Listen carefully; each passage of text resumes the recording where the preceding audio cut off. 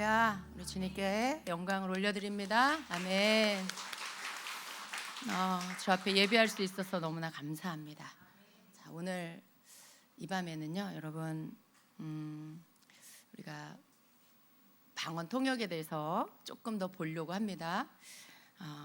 방언 통역, 특별히 여러분 또 은사에 대해서 다루는 것이 여러분에게 사모함이 되기를 축복합니다. 난 너무 어렵고 나는 잘 안 되고 은사랑 나랑은 되게 먼 것 같고 라고 생각하는 분들, 그냥 그 생각을 내려놓으세요. 그리고 그냥 들으세요. 사모하세요. 그리고 구하세요.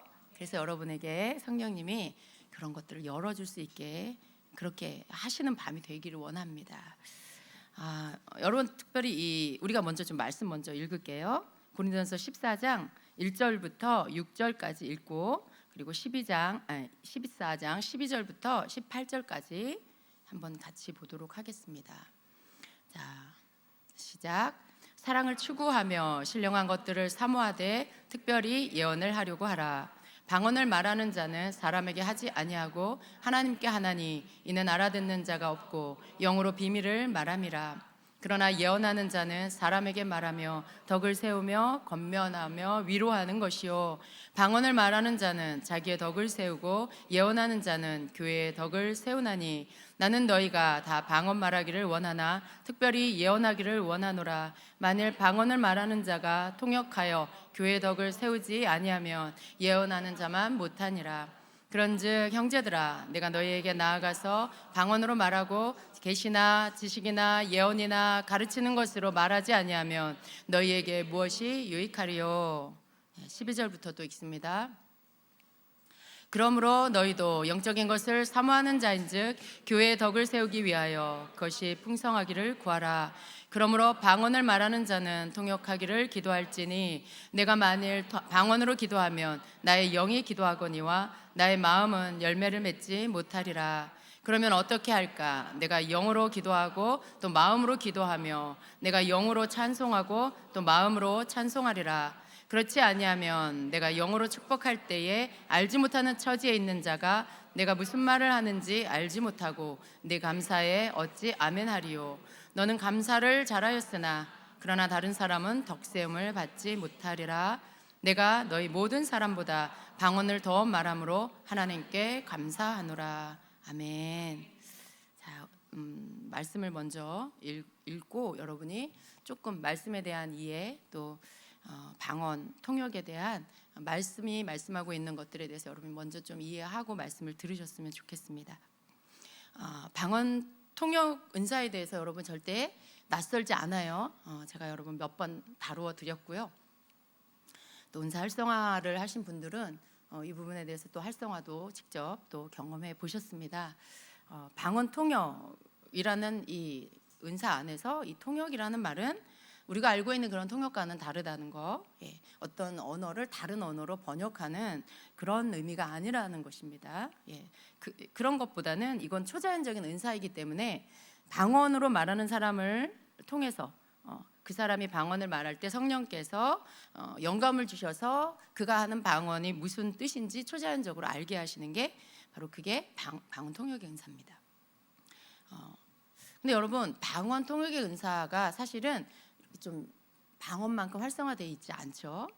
여러분도 방언을 하는 분들은 많겠지만 방언 통역을 내가 하는 것 같기도 하고 아닌 것 같기도 하고 이렇게 헷갈리는 분들도 많을 거예요. 또 방언 통역을 한다라고 생각할 수도 있는데 사실은 그게 방언 통역이 아닐 수도 있어요.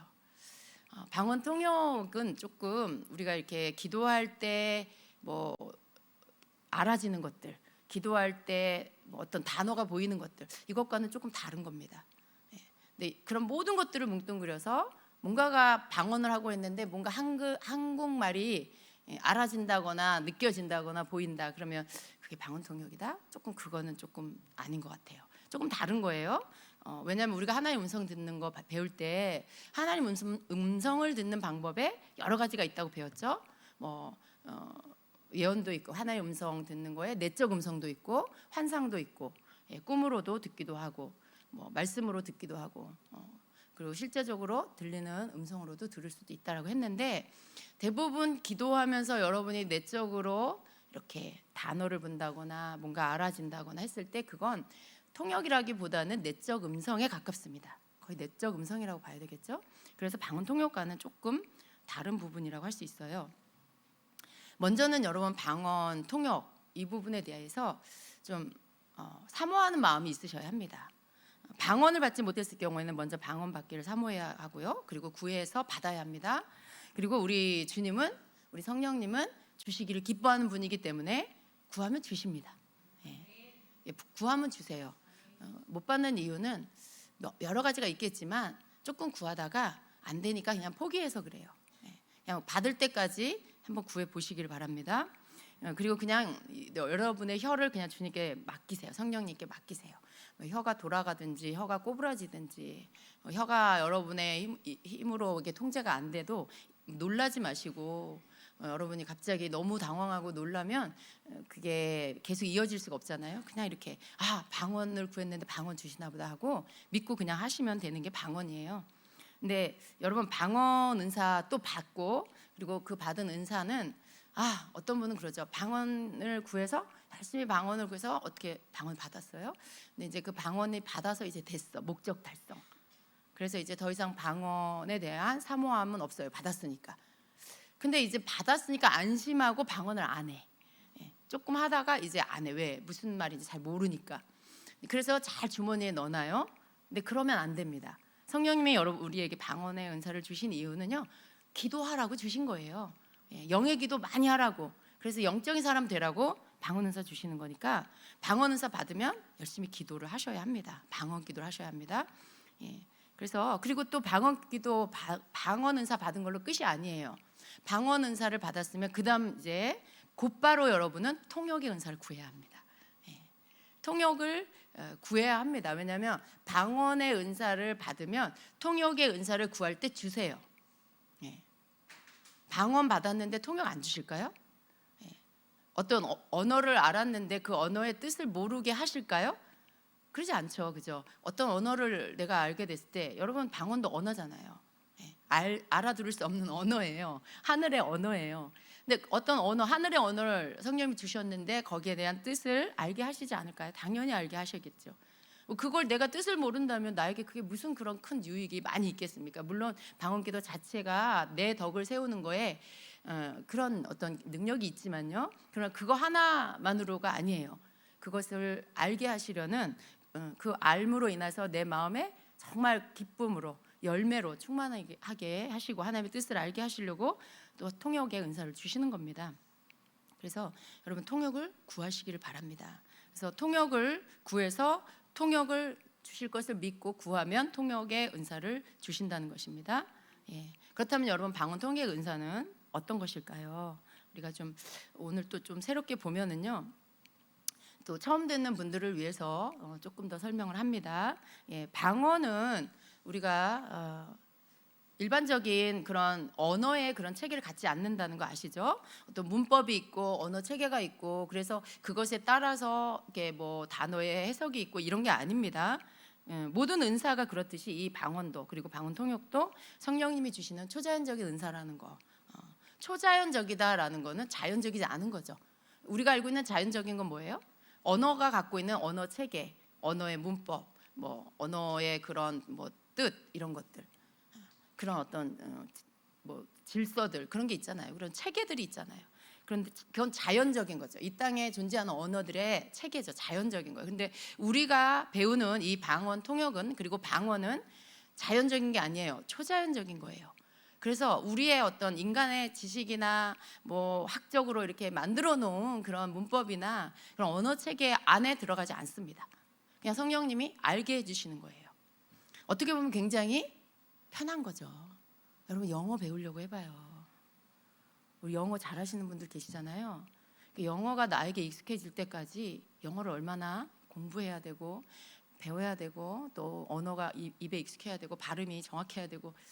근데 방언 통역은 그냥 한순간에 성령님이 주시는 거예요. 방언이 임하면 방언이 열려버려요. 그리고 통역이 임하면 통역이 열려버려요. 그러니까 어떻게 보면 언어인데 굉장히 쉽게 받을 수 있는 그런 언어인 거죠. 그리고 구하면 주신다라는 거. 아마 이 세상에서 가장 얻기 쉬운 언어가 아닐까라는 생각을 합니다. 그래서 여러분, 이렇게 방언 통역을 한다는 것은요, 어떤 문자나 문장을 번역하는 것이 아니라는 것입니다. 성령께서 주신 영감을 통해서 방언으로 말하는 내용이 한국말로 그냥 알아지는 겁니다. 통역의 은사는요, 이렇게 우리의 머리를 통해서 들어오는 게 아니에요. 머리로 이해가 돼서 들어오는 게 아니고요, 그냥 우리 영으로 들어오는 겁니다. 그냥 어떻게 보면 그냥 알아져서, 영으로 들어온다는 건 영으로 그냥 곧바로 들어와서 알아지게 되는 이러한 은사라는 것입니다. 방언 통역의 은사는 또 특징이 뭐냐면, 꼭 방언 통역은 항상 방언과 짝을 이룬다라는 거예요. 성령의 9가지 은사 중에 8가지 은사는 각각 독립적으로 그 은사가 작동되는 은사예요. 그런데 이 방언 통역의 은사는 유일하게 다른 은사하고, 즉 방언의 은사하고 이렇게 방언의 은사를 통해서 작동이 되는 그런 은사입니다. 그래서 방언의 은사가 나타날 때 그 방언 소리를 통해서 영감을 받고, 그리고 통역이 주어지는 그런 은사라는 거죠. 그러니까 통역의 은사 자체로는 작동되지 않아요. 방언의 은사가 있을 때 통역의 은사가 작동되는 겁니다. 그래서 이 방언과 방언 통역 은사는요, 마치 실과 바늘과 같은 그런 관계라고 할 수 있습니다. 어느 것 하나만으로는 이렇게 온전하게 완성된 것이라고 할 수가 없는 거죠. 사실은 방언도요, 방언이 굉장히 좋지만 방언 자체로만은 완성된 거라고 말할 수 없어요. 방언 자체로는 내가 나의 덕을 세우는 기도는 할 수 있지만요, 교회의 덕을 세우는 것은 할 수가 없어요. 그러니까 교회의 덕을 세우려면 어떻게 해야 된다고요? 통역을 해야 된다라고 해요. 그러니까 덕을 세운다라는 건 내가 방언과 방언 통역을 통해서 교회, 회중 전체 교회를 향한 그런 통역도 할 수 있지만, 예를 들어 여러분 중에 누군가 한 명에 대해서 이렇게 예언을 할 수도 있잖아요. 회중 예언을 할 수도 있지만 그 사람의 방언을 듣고 통역을 해줄 수도 있죠. 그러면 그 통역이 이 사람을 세워준다는 것이죠. 이 사람을 회복시켜준다는 것이죠. 그러니까 어떻게 보면 통역이 되면 방언은 예언과 같은 그런 역할을 하게 됩니다. 그래서 방언의 통역이 따라가면 교회의 공동체를 세우고 또 성도들을 세우고 회복시키는 그런 일을 하게 된다는 것이죠. 그래서 이렇게 사실은 방언이 하는 역할은 통역을 통해서 그 뜻이 풀어져서 그 사람에게 주시는 하나님의 말씀 혹은 그 사람의 기도, 그 내용들이 알아져서 그것을 들었을 때 굉장한 위로를 받거나 힘을 얻거나 또 소망을 갖거나 이렇게 되는 일들, 이게 완성이에요. 근데 이제 거기까지 가지 않으면 방언은 방언 기도하면 하나님 들으시죠. 하나님의 비밀한 것을 말하는 거라고 했으니까. 하나님은 무슨 기도를 하는지 아세요. 그런데 나는 모를 수 있어요. 나는 모르잖아요, 무슨 뜻인지. 그러니까 나는 내가 방언 기도 말씀으로 어떤 능력이 있고 이런 거는 알아요. 근데 내 마음은 어때요? 그렇게 기쁘지 않아요. 내가 무슨 기도를 했는지 혹은 그 기도 안에 주님이 나에게 어떤 말씀을 하셨는지 해석이 안 되니까, 통역이 안 되니까 뭐 그렇게 기쁜 그런 마음이 없는 거죠. 그러니까 이게 미완성이라는 거예요. 방언은 통역과 함께 붙을 때 완성된 그런 은사라고 할 수 있습니다. 물론 방언 자체로도 능력은 있지만요. 그러나 더 큰 것을 해낼 수 있는 은사가 방언이고, 통역과 함께 그 놀라운 것들을 할 수가 있다라는 것입니다. 자, 방언 통역의 은사를 여러분 하나님 주시는 목적이 있어요. 아까 지금 말씀드린 것처럼 바로 그런 것이죠. 방언 통역 은사를 주시는 이유는 방언의 은사를 굉장히 많은 성도들이 9가지 은사 중에 제일 성도들이 많이 갖고 있는 게 방언의 은사라고 봅니다. 그렇죠? 여러분이 예언의 은사보다는 방언 은사 갖고 있는 분이 더 많잖아요. 이렇게 많은 분들에게 방언의 은사를 주시는 이유가 사실은 뭐 이 방언을 통해서 기도하라고 주시는 건데요. 또 거기에 통역을 주시는 이유는 공동체, 교회의 덕을 세우라고 주시는 것입니다. 고린도전서 14장 5절에 이렇게 말씀하죠. 나는 너희가 다 방언 말하기를 원하나 특별히 예언하기를 원하노라. 만일 방언을 말하는 자가 통역하여 교회의 덕을 세우지 아니하면 예언하는 자만 못하니라 말씀이에요. 근데 이 말씀이 사도 바울이 예언하기를 원하노라라고 말했기 때문에 예언을 사도 바울은 좀 그 은사에 대한 편견이 좀 있나 보다. 예언만 특별히 좋아하시나 보다 이렇게 생각할 수도 있어요. 근데 그런 뜻이 아니죠. 예언하기를 원하는데 왜 그러냐 하면 만약에 방언을 하는데 통역이 없으면 교회의 덕을 세우지 못하기 때문에 예언하는 자만 못하기 때문에 그렇다라고 설명을 하고 있어요. 그 말은 뭐예요? 예언을 하려고 하라는 이유는 방언하고 통역을 구해서 통역과 함께 방언을 하고 통역도 해야 하는데 그래야만 교회 덕을 세울 수 있는데 방언 자체로만은 교회 덕을 세울 수 없기 때문에 특별히 너희는 예언을 하려고 해라. 왜냐하면 예언만으로도 충분히 교회를 세워요. 교회를 든든히 덕을 세워요. 여러분을 든든히 세워줘요. 그렇죠? 예. 그래서 이 말을 하는 거예요. 그런데 또 여기 안에는 어떤 뜻이 있어요? 만약에 방언이 통역이 되면 예언과 같은 역할을 한다. 그러니까 방언을 하려면 꼭 통역을 함께 해라. 이런 뜻이 이 안에 담겨져 있는 것입니다. 그리고 또 방언, 통역의 은사를 주시는 이유는요. 은사는 자칫하면 여러분 자랑이 될 수 있어요. 내가 다른 사람이 갖고 있지 않은 어떤 영적 은사를 받았을 때 자신도 모르게 마음이 좀 이렇게 높아질 수 있고 우쭐해질 수 있죠. 그리고 그것을 한다라는 것 때문에 사람들이 좀 나에게 뭔가 기도를 받고 싶어 한다거나 뭔가 상담을 받고 싶어 한다거나 나랑 좀 친하게 지내고 싶어 한다거나 그럴 수 있어요. 여러분 그럴 때 그 사람 굉장히 교만해질 수 있어요. 근데 여러분 이런 걸 아셔야 돼요. 내가 어떤 부분에 쉽게 교만해진다. 은사 때문에. 그런다면 여러분 아직 그 사람은 이렇게 막 어떤 사람을 기도 사역을 해줄 때는 아직 안 된 거예요. 은사를 주시는 이유는요. 누군가를 사랑의 동기로 그 사람을 세워주라고 하는 거죠. 누군가를 덕을 세우기 위해 공동체의 덕을 세우기 위해 교회의 덕을 세운다 그 말은 교회 전체를 세우는 것도 당연히 포함이 되지만 성도 한 사람 한 사람을 내가 은사를 통해 세워주는 것을 말하죠.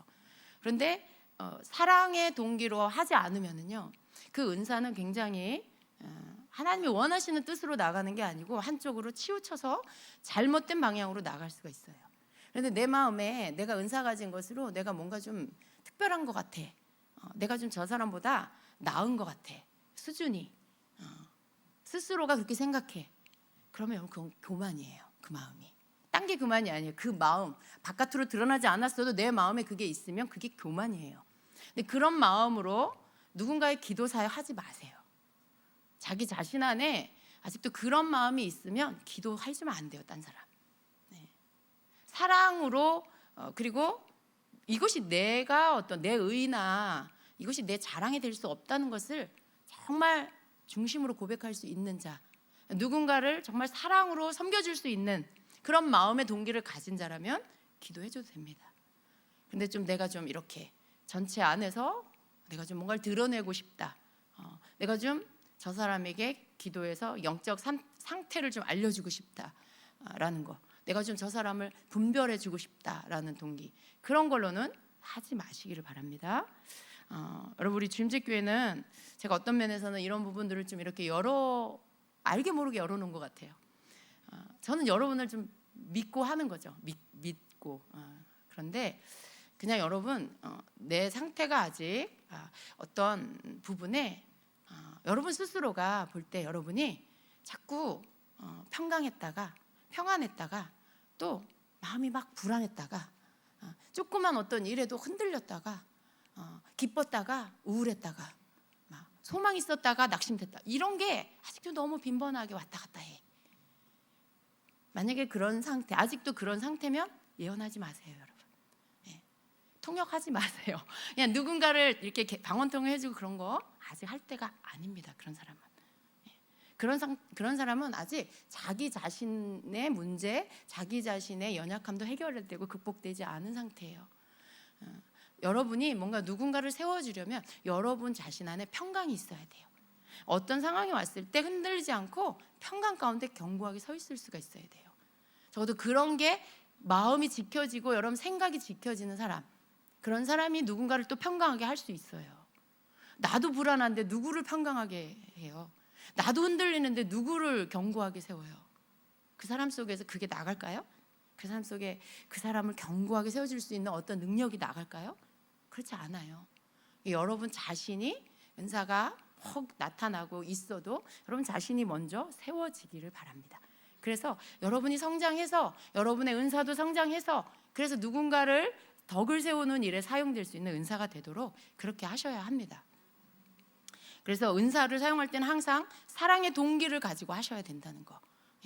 그 사람을 내가 판단하지도 마세요. 이 사람이 어떤 사람이라고 내가 잣대를 갖고 있지도 마세요. 그냥 아주 단순하고 깨끗한 마음으로 그냥 한 영혼으로 내가 이 사람을 주님이 주시는 성령님이 주시는 것 그대로 전달해 줄 수 있다라면 그때는 하셔도 돼요. 근데 너무 내가 그렇지 않은 그런 상태로라면 여러분은 아직 은사를 쓰지 마시기를 바랍니다. 자, 방언 통역이 주는 유익이 있어요. 방언 통역을 하게 되면 예언의 효과가 있다라고 했죠. 그래서 교회에 덕을 세운다고 했어요. 권면하고 덕을 세우고 권면하고 아니하는 이러한 일들을 방언 통역도 예언처럼 동일하게 합니다. 그런데 통역을 하지 않은 방언은 남들이 알아듣지 못하기 때문에 회중에게 아무런 유익이 없고요, 오히려 혼란만 가져오게 된다는 것입니다. 그래서 공예배 때 이렇게 모였을 때 예배할 때 예전 그 초대교회 때는 그렇게 한 것 같아요. 그때는 은사가 이제 막 시작되는 그때 이제 성령님이 은사를 교회 안에 주시는 그런 때잖아요. 오순절날 성령이 임하시고 그리고 교회 가운데 성령의 은사가 임하는, 그러니까 처음 은사들이 나타나는 그런 때죠. 근데 교회에서 아직은 은사에 대한 질서가 잡혀 있지 않은 그런 때에 고린도 교회 회중 예배 같이 드릴 때 은사가 어떤 사람에게 방언이 막 나온 거예요. 방언을 막 어떤 사람이 하는데 그렇다면 누군가에게 통역이 임해서 그 방언하는 소리를 듣고 통역이 되어줘야 돼요. 근데 통역하는 사람이 없다. 근데 어떤 사람이 일어나서 방언이 왔다고 막 방언을 해요. 어떤 사람이 저쪽에서 일어나서 라칼레세 케라레라 카야 막 그래. 다른 사람 가만히 있는데. 근데 누군가 통역하는 사람이 없을 때 그 사람이 계속 방언을 하면 어떻게 될까요? 사람들이 어떨까요? 그게 무슨 뜻인지 모르니까 갑자기 굉장히 힘들어지겠죠. 그리고 거슬리겠죠. 그리고 짜증나겠죠.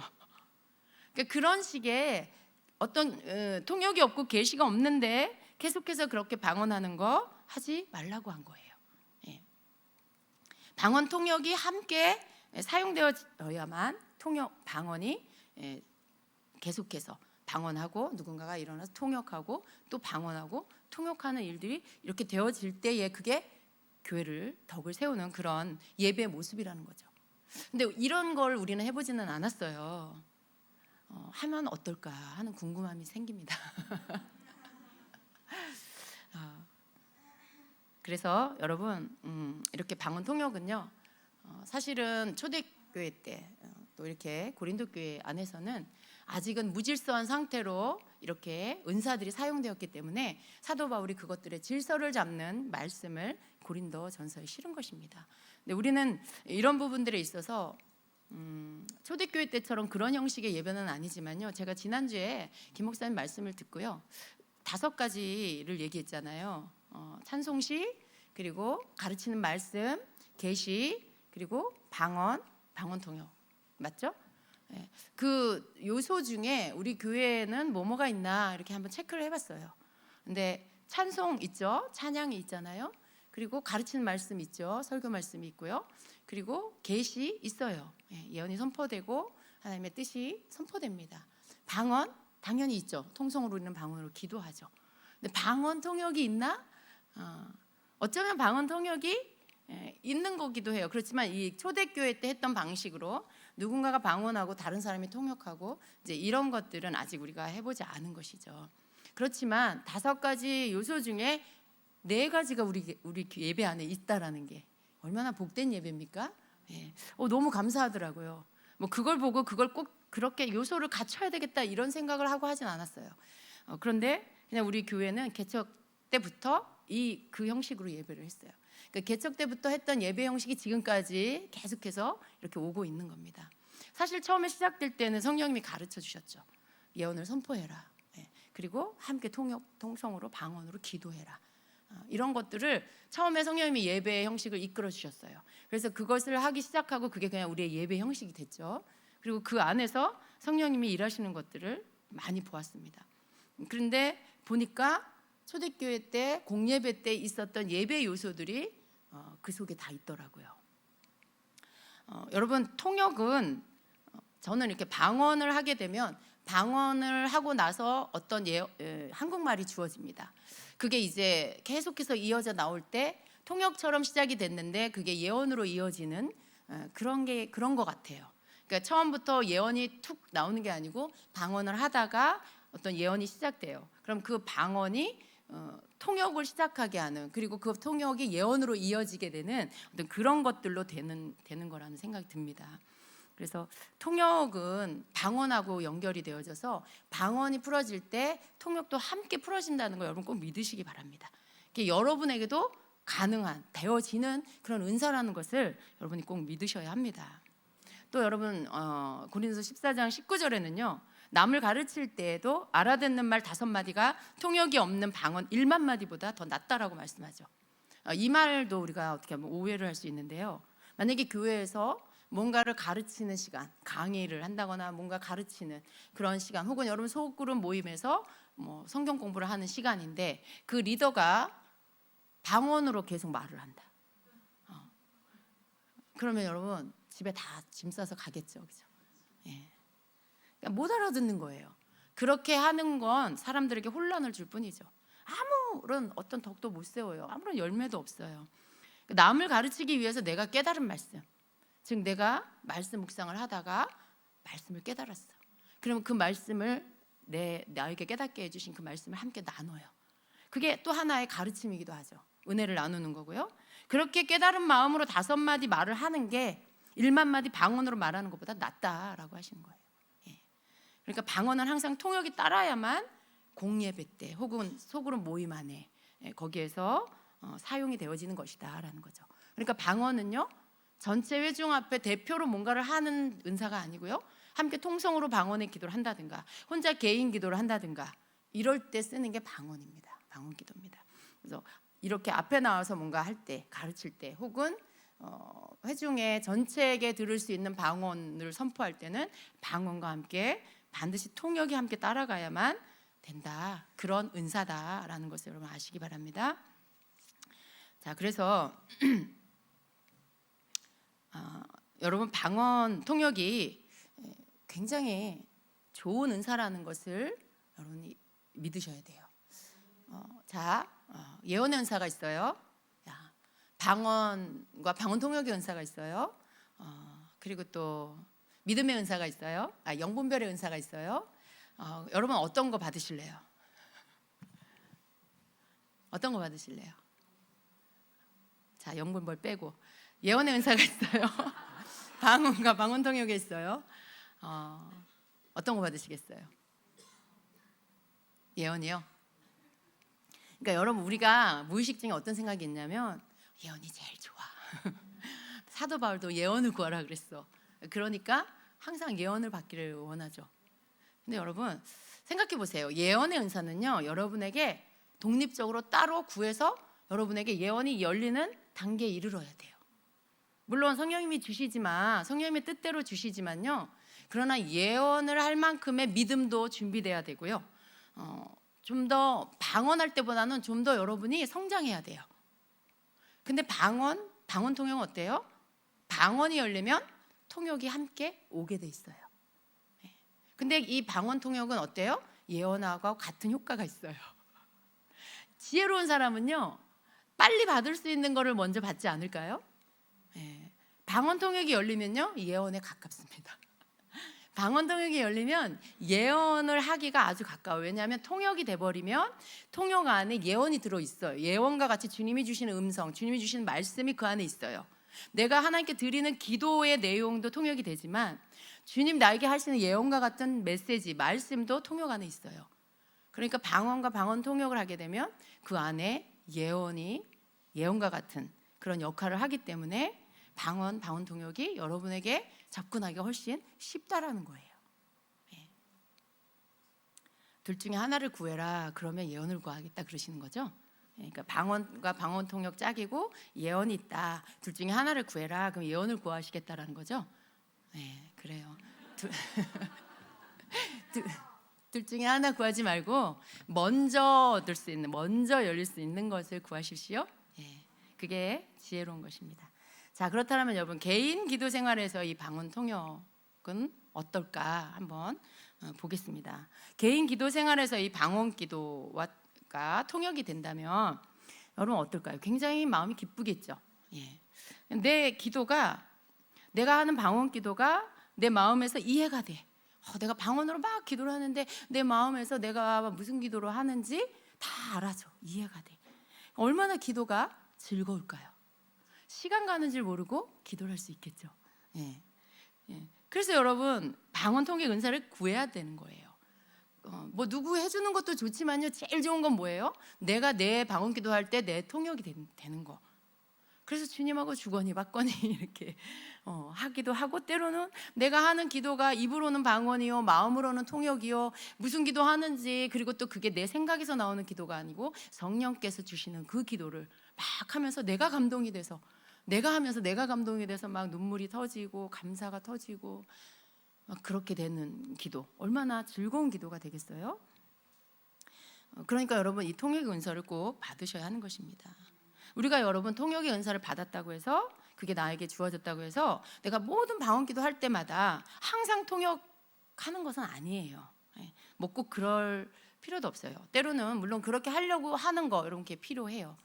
그런데 여러분, 기도를 시작하고 그리고 방언 기도 막 하면서 여러분이 뭔가 그런 거 여러분 아시죠? 여러분이 뭔가 이렇게 잡념이 아직 있는 상태, 뭔가 좀 아직 집중되지 않았어, 기도가.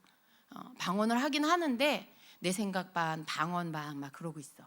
그럴 때 있죠. 그러다가 어떤 때는 또 방언이 막 이렇게 모터가 달린 것처럼, 막 엔진 달린 것처럼 막 방언이 막 빠르게 막 달려가요. 내가 방언을 따라가. 내가 방언을 조절하는 게 아니고 방언이 나를 막 끌고 가. 그런 기도 해보셨죠? 마치 막 비행기가 활주로를 막 달리다가 점점점 속도를 내다가 붕 떠오르는 그런 것처럼, 그런 속도감을 가지고 방언이 막 달려가질 때가 있잖아요. 그럴 때는 여러분, 굳이 막 그때 통역을 하려고 하지 않으시는 게 좋아요. 막 그럴 때 막 통역하라고, 주님 통역하게 해주세요, 그렇게 하지 마시고 먼저 비행기가 뜨게 하세요. 활주로를 달려서 그 속도감을 타고 가서 여러분이 방언이 이렇게 정상 궤도에 오르게 하세요. 그 말은 여러분이 기도에 집중되게 하라는 거예요.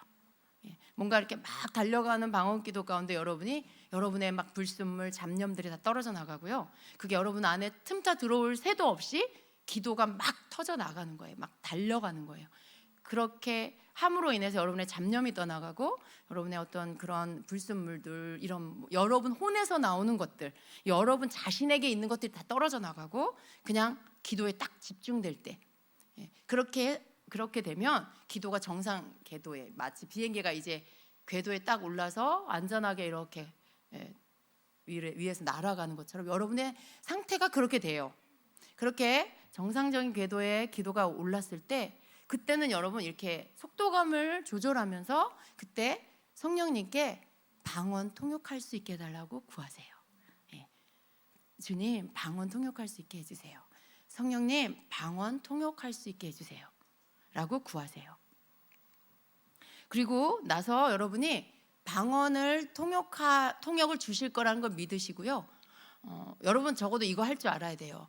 방언을 막 하는데 여러분이 여러 가지 통로가 있어요. 그 순간에 또 내가 다른 생각 나도 모르게 할 수도 있어요. 근데 여러분 그거 하지 말고요. 방언 통역할 수 있게 해주세요 하고 마음으로 여러분 집중하는 법, 마음으로 성령님께서 뭔가 주실 거란 걸 기대하면서 마음으로 여러분 집중하는 거 어떻게 하는지 아시죠? 제가 이걸 설명을 할 수가 없어요. 왜냐하면 마음을 보여줄 수가 없어요. 제가 여러분 뭔가 영적으로 집중할 때 있잖아요. 그런 상태, 그러니까 그냥 넋놓고 있는 것도 아니고요, 딴 생각하고 있는 것도 아니고요, 주님께 말을 걸었어. 내가 성령님께 내가 말을 걸었어요. 그럼 그분이 뭔가 하실 것들을 기대하면서 그분께 집중하는 마음 상태, 뭔지 아시겠죠? 뭔지 아시겠어요? 네, 아셔야 돼요. 아셔야 돼요, 여러분. 영적으로 집중하는 게 뭔지를 아셔야 돼요. 그렇게 할 때 어려우면요, 그냥 성령님 생각하세요. 예수님을 생각하세요. 뭔가 주실 거라는 걸, 뭘 주실까, 어떻게 주실까, 이런 마음으로 막 받을 준비를 하는 상태, 뭐 그런 거. 그렇게 하고 있을 때 그건 여러분 어떤 거냐면 여러분이 믿고 있는 거예요. 통역을 하게 하실 거라는 걸 믿고 있는 상태예요. 그러면 잠시 후에 성령님이 여러분에게 통역이 이렇게 통역이 열리도록 해주세요. 저는 그게 그냥 이런 것 같아요. 원래 주셨어. 원래는 말씀하고 계시는데 내가 못 들은 거예요. 왜냐하면 내가 방언하느라고 바빠가지고 그냥 방언에만 집중을 하니까 성령님이 뭔가 나에게 말씀하시는데도 내가 거기에 뭘로 들으려고 하지를 않았어 아예. 그러니까 들을 수가 없는 거죠. 근데 내가 통역할 수 있게 해주세요 라고 하는 건 내가 준비가 된 상태잖아요. 들을 준비가 된 거예요. 그러면서 방언을 하면서도 내 마음의 귀는, 내 영의 귀는 성령님께 기울이고 있는 거죠. 그랬을 때 내 방언의 소리가 갑자기 한국말로 마음에서 들려요. 왜냐하면 방언 소리의 영감으로 통역이 오기 때문에 내 방언으로 입으로 계속 방언을 하고 있을 때 내 안에서 통역이 내 마음 안에서 내 안에서 들리기 시작해요. 그럴 때 여러분 그 흐름을 타는 거예요. 그걸 놓치지 말고 계속 그것을 들으면서 방언하면서 또 잘 듣고 여러분이 들은 가운데 또 여러분이 주님께 말씀드리고 또 주님의 말씀 듣고 이렇게 하시는 거예요. 때로는 여러분 기도하는 소리가 무슨 기도인지 여러분 안에서 입으로는 방언이요 내적으로는 한국말로 알아지는 이런 통역이 또 열리기도 합니다. 이렇게 하는 거예요, 여러분. 이거를 여러분 케빈 제다이가 그분의 책에서 이렇게 비유를 했어요. 우리가 영어로 기도할 때 우리는 예수님의 방문을 기대하지 말아야 된다라고 해요. 근데 그 말은 무슨 말이냐면 내가 어떤 식으로든 하나님을 체험하게 되겠지. 그냥 체험하게 되겠지. 무슨 일이 일어나겠지. 하나님이 알아서 응답해 주시겠지 하고 그냥 방언으로 기도만 하고 있다는 거죠. 그러니까 그냥 기도만 하든가 뭐 이렇게 하고 있는 거죠. 방언도 마찬가지. 그냥 방언으로만 기도하고 있다라는 거죠. 근데 기도를 다 하고 나도 특별히 뭐 없어요. 뭐 내가 주의 음성을 확 들은 것도 아니고 통역이 뭐가 막 돼서 응답이 온 것도 아니고 그런 거죠. 아무 일도 일어나지 않았어. 물론 기도는 했어. 내가 오늘 1시간 기도했다. 그냥 이 만족감. 여러분이 그거 그냥 얻는 거죠. 그런데 예수님께서 이렇게 말씀하셨다는 거예요. 네가 기도할 때 내가 너에게 가지 않을 수가 없어. 기다리잖아요. 여러분은 기다리잖아요. 주님이 방문해 주시기를, 주님이 뭔가 여러분에게 막 주님을 나타내 주시기를, 만나 주시기를 뭔가 기대하고 기다리는데 근데 아무 일도 안 일어나면 어때요? 그냥 예수님 못 만났구나. 그냥 나 혼자 기도했구나.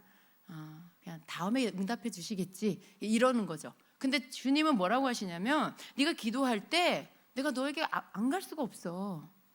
왜냐하면 이미 성령이 항상 너와 함께 하시기 때문이야. 나는 너를 고아로 남겨두지 않았어. 네가 성령께 순복한다면 내가 너에게 가지 않는 것은 불가능해 라고 말씀하셨다는 거예요. 그렇죠, 여러분? 성령님이 우리 안에 계시니까 내가 기도하는데 어떻게 주님이 나에게 안 오시냐는 거죠. 당연히 오시는 거죠. 그러니까 성령님을 통해 말씀하시고 뭔가 하신다는 거죠. 그러면서 이런 예를 들었어요.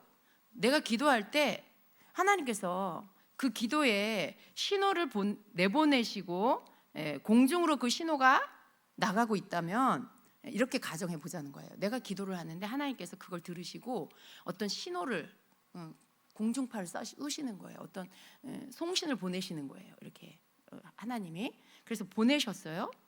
그런데 하나님이 나에게 이제 어떤 말씀도 하시고 뭔가 응답을 하셨는데 문제는 뭐예요? 내가 알아차리지를 못했다는 거죠. 내가 하나님은 뭔가 보내셨는데 나는 그걸 받지를 못했어요.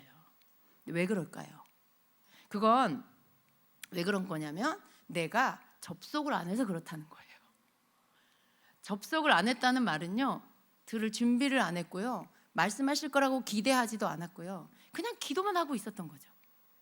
여러분, 하나님께서 이메일을 보내셨는데, 여러분에게 이메일을 보내셨는데 내가 그것을 받으려면 어떻게 해야 돼요?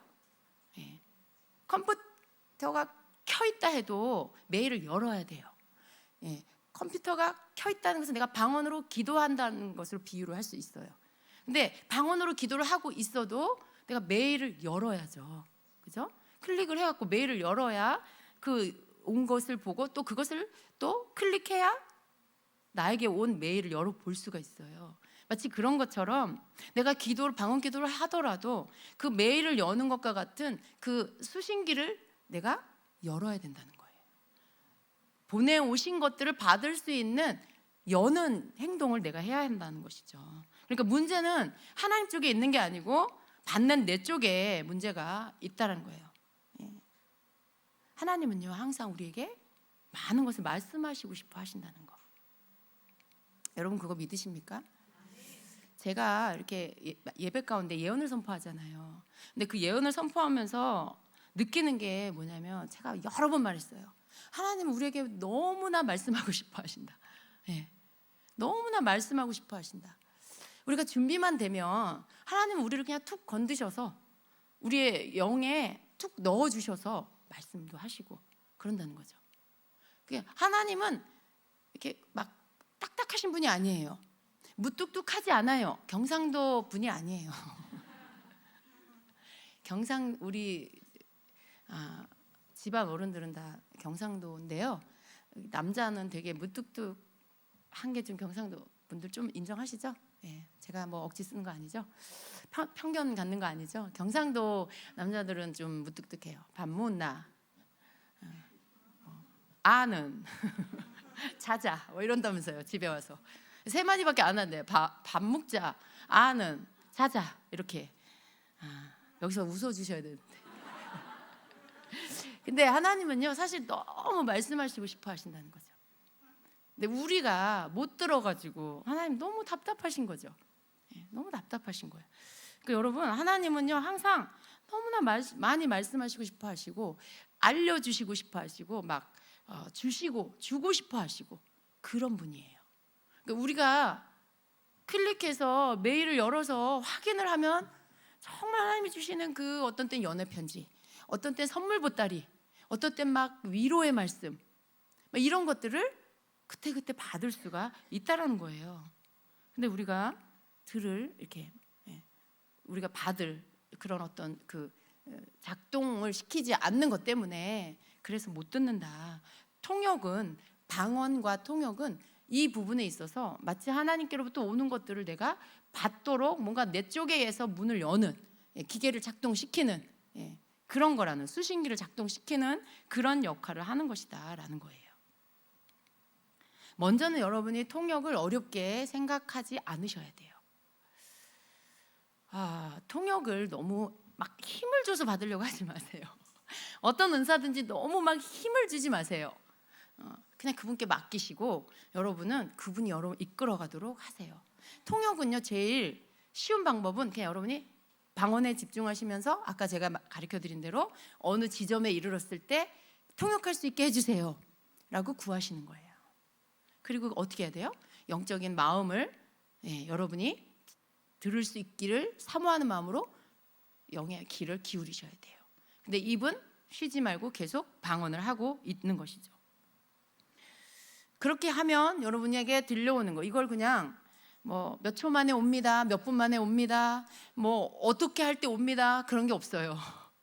그렇게 설명할 수 있는 게 아니에요. 은사는 그냥 여러분이 그걸 주님께 맡기고 믿고 사모해서 구하면 그때 열리는 겁니다. 그때 그냥 오는 거예요. 방언 통역이 여러분에게 쑥 들어오는 거죠.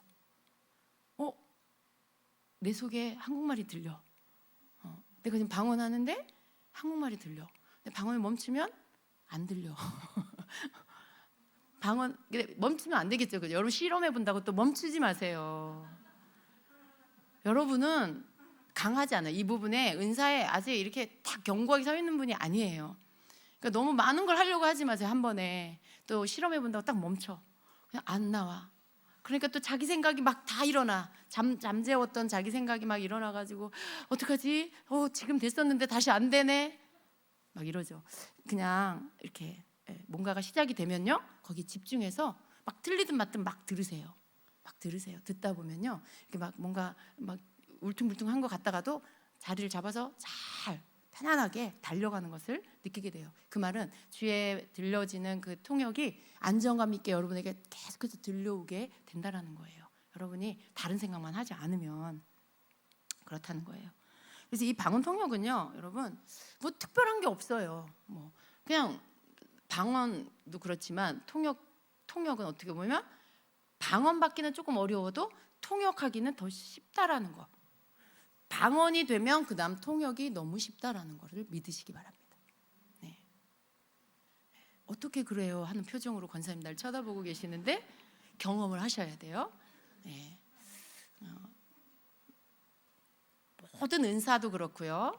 모든 영적인 세계에 진입을 하는 건 여러분의 집중도에 달려 있어요. 여러분이 집중하는 거. 좀 제발 딴 생각하지 마시고 그냥 여러분이 기도하는 거면 기도에 집중하시고 그냥 여러분이 방언하면 방언에 집중하시고 찬양을 하고 있으면 찬양에 집중하시고 그냥 하고 있는 거 한 가지에 집중하세요. 그 모든 것은 바로 예수 그리스도께로 가는 길이에요. 찬양에 집중하는 이유가 뭐예요? 예수님 만나려고. 기도에 집중하는 이유가 뭐예요? 예수님 만나려고. 방언에 집중하는 이유가 뭐예요? 주의 음성 들으려고. 네. 그런 거지 뭐 딴 이유가 없잖아요. 그러니까 모든 은사, 여러분이 하는 모든 영적인 활동은요 그냥 한 가지예요. 거기 하고 있는 그 일에 집중하는 거예요. 기도면 기도, 찬양이면 찬양, 말씀 읽는 거면 말씀 읽는 거, 묵상이면 묵상, 그냥 그 하나에 딱 집중하는 거. 그럼 거기에서 반드시 주님은 여러분에게 만나 주십니다. 네. 그게 성경의 약속이에요. 나를 찾고 찾으면 나를 만나리라. 근데 그 찾고 찾는 길을 주님이 막 미로처럼 막 어렵게 만들어 놓지 않았어요. 그냥 찾아라 그럼 만난다. 찾아라 그러면 찾게 된다. 그래서 그렇게 하시면 됩니다. 제가 오늘 밤에 여러분 한번 이걸 같이 좀 해보고 싶어요. 그래서 여러분이 경험한 걸 저도 좀 보고 듣고 그러고 싶습니다. 두려움의 영은 떠나갈지어다. 염려의 영은 다 떠나갈지어다. 항상 뭐 한다 그러면 겁부터 먹는 분들이 계세요. 난 못하는데. 이 자꾸 들은 말씀 다 잊어버리고 난 못하는데 이렇게 생각하는 분들. 근데 그냥 그렇게 하지 마세요. 여러분이 뭐 잘 될 거라고 믿고 계셔야 잘 되지. 못한다고 생각하면 못한다는 생각에 그냥 문이 콱 닫혀버려요. 그러니까 성령님이 여러분이 믿고 하시면 할 수 있게 또 열어주신다는 것을 한번 믿으시기를 바랍니다.